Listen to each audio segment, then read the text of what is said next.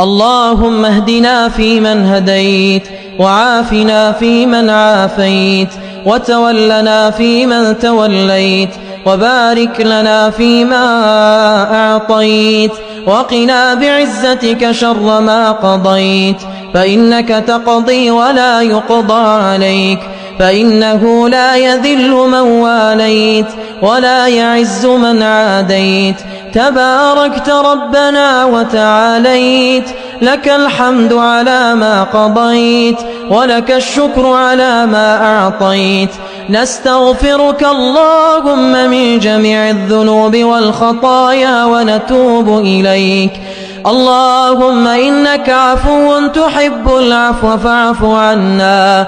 اللهم إنك عفو تحب العفو فاعف عنا.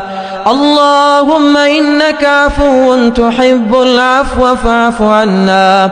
فاعف عنا يا كريم، فاعف عنا يا رحيم، فاعف عنا يا أكرم الأكرمين. اللهم اجعلنا من عتقاء شهر رمضان. اللهم اجعلنا من عتقاء شهر رمضان برحمتك يا رب العالمين. اللهم تقبل صيامنا، اللهم تقبل صيامنا، اللهم تقبل تراويحنا وسجودنا وركوعنا.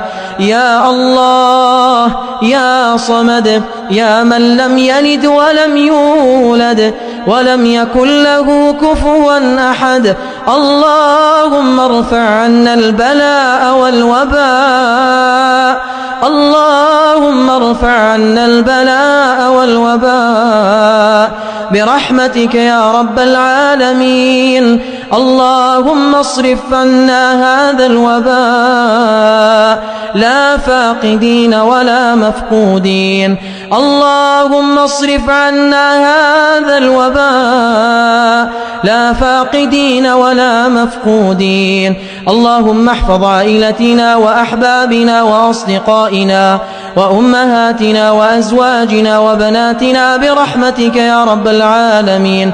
وصلى الله على نبينا محمد وعلى آله وأصحابه أجمعين.